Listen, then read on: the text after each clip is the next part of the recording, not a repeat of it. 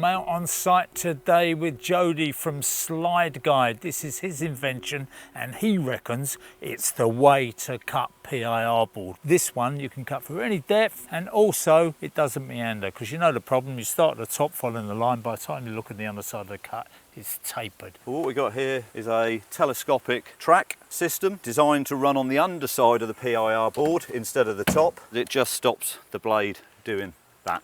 This is currently Bosch's blade to cut PIR or roofing sandwiched metal PIR. So it's about, after testing several, the most efficient right now. Gives off the least amount of dust. But I was going to say, it's a fairly fine tooth, that, isn't it? It's more metal cutting blade than it is. We're working on a longer blade that will fit in a jigsaw, that will give off no dust at all. The beauty of mounting something on the underside, we're not governed by length. We're governed by how straight the blade stays. We've got a structure here that's being built, and the guy that's building this, Dave, old friend of mine, and my God, is he fussy. He doesn't want a millimetre out on anything. I've known him a long time, he's a brilliant tradesman, but sometimes working with him you go, Dave, let it go, it's only a millimetre. But no, he's got to have it right, so that'd be a big test for it. So we've got our standard opening here. If the clamp pad is down here, between these two clamp pads you get 11/18, so you'll be able to swing the board around the other way if you want to cut through that angle. But if you do want to cut that full length, simply release these.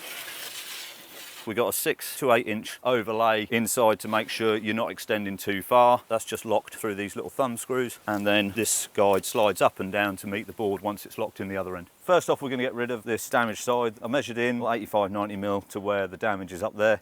The waste off this, we're not going to lose a lot.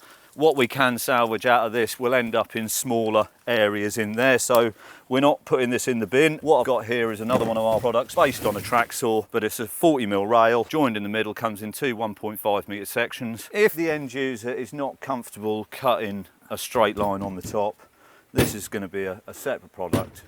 We've got our line down there, so we're going to square our line down to the bottom there, just on the corner of the damage. So we'll start by just bringing the board back over,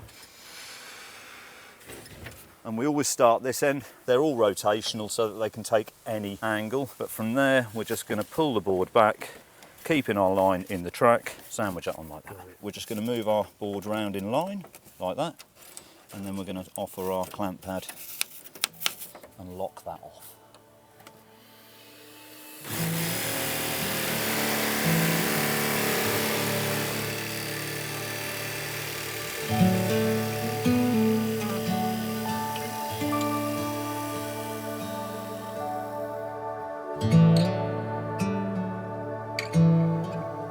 .355. Yep.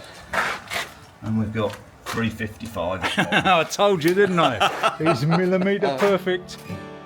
So we've marked our 355, what we've got inside. And on the far end, exactly the same.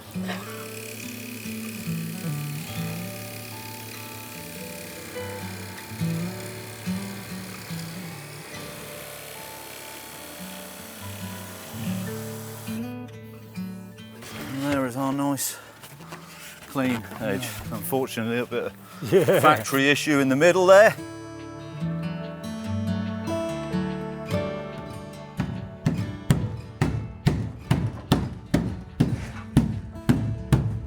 We've obviously got a board that is deeper than the studs, but there you go, straight in. What we have here is SlideGuide Mini, which is a single track version. This will go from the 120mm that it's closed here, should you have a piece that you really need to cut in here by that, but very unlikely. The difference in this track is that we can cut bevels with it. Same setup, but just a separate piece of track, and we've got 45-degree bevels on the wear strips. Same principle, locked end with a slide carrier on one side, and the opening here is 1300. So again, just the same clamp pad at this end. Make sure that's nice and tight. Look, you can see that's plumb centre. And on this one, we got the adjustable side.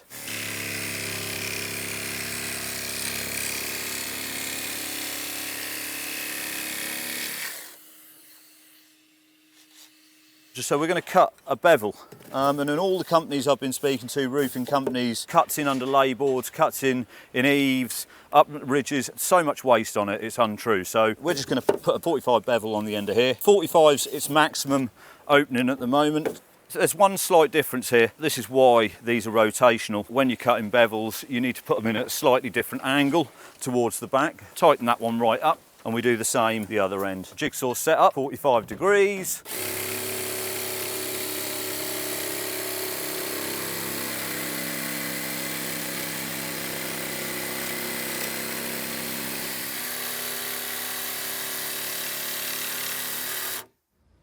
Nice. There you have. Well, I'd have it just for the bevel cut, actually. Even if Yep. We had the rest, that is beautiful, isn't it? I mean, I was right on the cusp of that. That's about the maximum that blade's going to do. Hence, I was just holding the track into it. We were right on the limit. I did manage a piece of 120 at home the other day, and that went through. That needs to be longer.